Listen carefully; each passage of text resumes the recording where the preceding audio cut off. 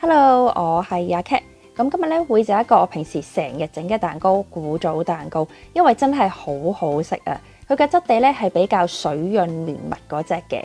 咁佢嘅做法咧都好簡單嘅啫。咁我哋而家一齊睇啲材料先啦。材料非常之簡單啊！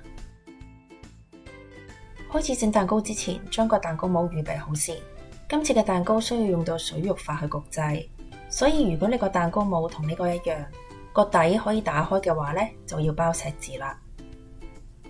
如果唔係，啲水分就會滲咗入個蛋糕度。呢個包咗2層錫紙，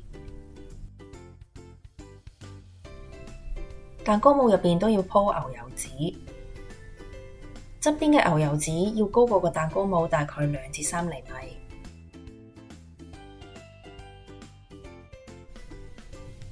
開始整蛋糕啦！將啲麵粉過咗篩先。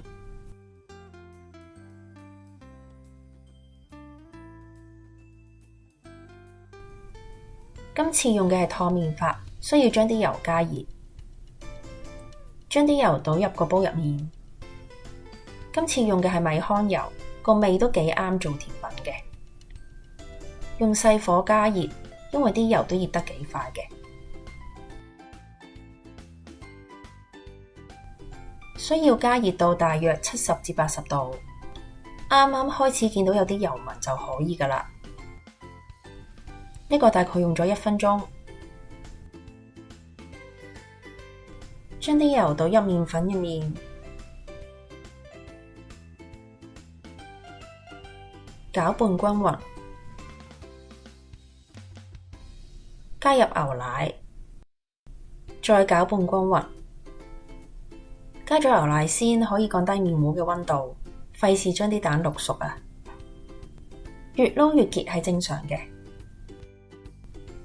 撈成咁就可以㗎喇，擺埋一邊備用。而家需要將啲蛋白同蛋黃分開，蛋白放埋一邊備用，將蛋黃加入麵糊入面，攪拌均勻。呢度都冇咩手法嘅，撈勻咗就可以㗎喇。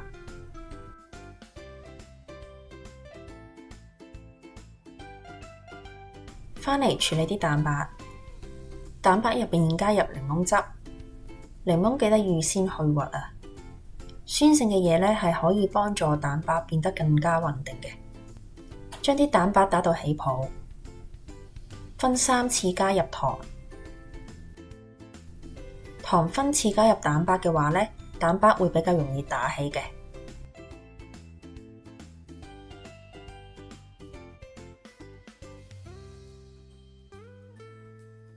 打成濕性發泡，即係咁樣彎勾狀就可以㗎喇。將1/3蛋白加入麵糊，用呢個手法翻拌均勻，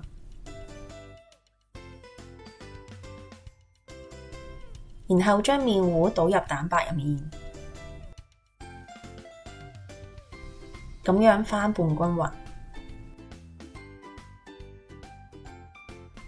撈勻咗就可以㗎喇，唔好撈過咗啊，可能會燒泡嘅。咁樣就得㗎喇。將麵糊從大約15至20厘米高嘅地方倒入蛋糕模，咁樣搖下鋪平佢。如果仲有紋路嘅話咧，可以用筷子畫圈。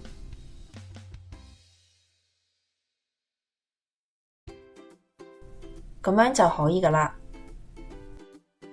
將麵糊燉2下，可以消除啲大氣泡。將個麵糊放入焗盤，就可以拎去焗㗎喇。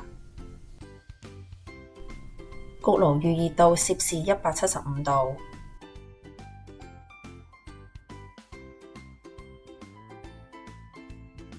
今次焗蛋糕係用到水肉法嘅。喺個焗盤入邊加入大概2厘米嘅熱水。擺咗落焗爐先至加熱水會比較安全。用上下火焗製，先用攝氏175度焗20分鐘，再用攝氏130度焗大約40分鐘。每個焗爐都有啲唔同嘅，時間上面可能會有偏差。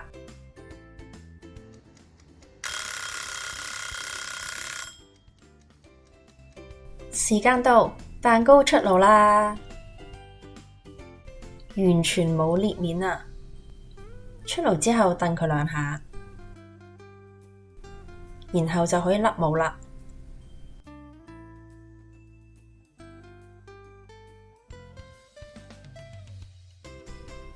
好有彈性啊！切開睇下先，